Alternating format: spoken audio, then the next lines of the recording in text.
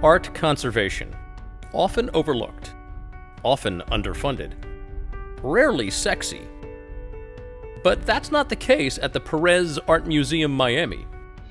And this point is made no more evident than through the conservation story of the very first pieces ever acquired by the museum. These are very significant pieces. They're both significant art historically, and they're significant in the museum's history. And so it was always part of the idea that the works would be conserved at some point. You know, years before they came to the museum, they obviously had been exposed to a lot of heat and humidity, and so their surfaces were really damaged in a way that even if we could sort of aesthetically kind of be okay with that. Sometimes it's interesting to see the age of a work or patina, but they were too fragile. If someone actually touched them, which we hope no one does, like their surface could actually break and pieces could fall off. The rebranding of the museum and the creation of a brand new facility gave the PAMM the opportunity to reevaluate and reprioritize everything, including conservation efforts. Often it's easier to get people excited about new works and buying new works for the museum. Sometimes it's harder to get people interested in conservation or really preserving the works we have. But we've done, I mean, pretty well. So and over the years we've gotten some serious support for particular conservation efforts. And then we were very fortunate to receive a grant from Bank of America to support the conservation of these objects. And you know, it's very unusual that an organization like Bank of America would have a fund that was specifically dedicated to the support of institutions like ours with an interest in conserving significant works of art. The Dream House by famous American sculptress Louise Nevelson was moved to Caryatid Conservation in downtown Miami.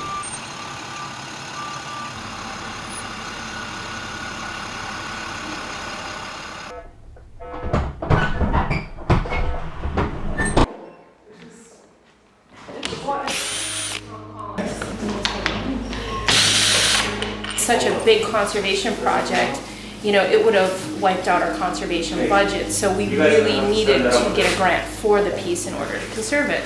So, you know, it was about finding the right people to give us the grant, and we did. So. Right.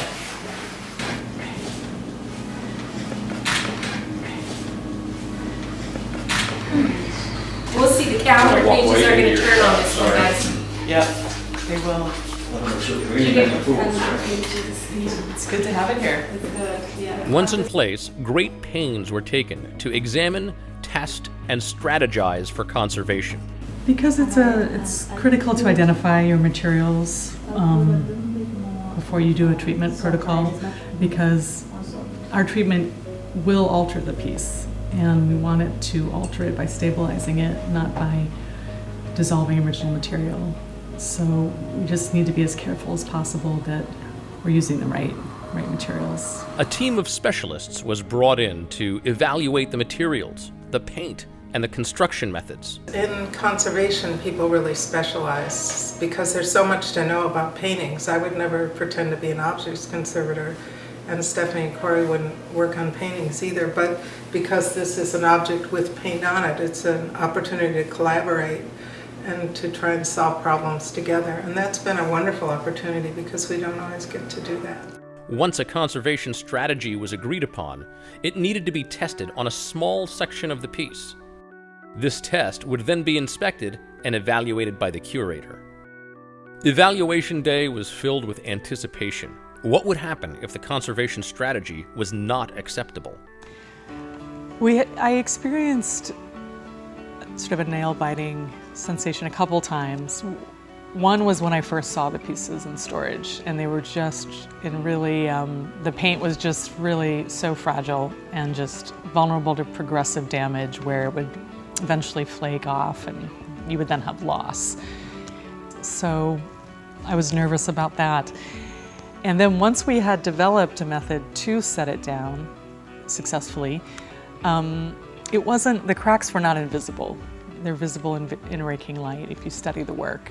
And I was, again, not sure if the museum would find that acceptable. when you analyze the type of paint she was using, you find out she was looking at industrial paints. She was, she wasn't using high oil paint. She was looking at new materials during the period, and all of that is really important to maintain if possible. So, but again, if it wasn't possible, we would have had to look for another solution, just so, because it's important that the work live on visually and aesthetically and be engaging in as close to its original state as possible. Thanks for coming to visit with us today. It's exciting. Wow. A lot of work. Fabulous, just fabulous. Look, the sun's coming out even. When Naomi and I first discussed the piece and its potential treatment options, we thought about it from the full gamut, which would be consolidation, which is what we've done, or the other extreme, and one I was hoping wouldn't be what we would have to do, would be to remove some of the paint. Well, and it was also a worry too that if we would paint one surface and then conserve the other, that the two surfaces wouldn't be the same color, and then that's an obvious, conservation mistake. I mean, I think I'm really happy to have maintained sort of all these different textures, but also this overall kind of sheen is very important, and it's only broken in certain areas because it is with Nevelson, she used these very diverse materials, but she unified them with the black paint. The plan worked, and now the real hard work would begin. On a large work of art, this work is larger than 7 feet tall.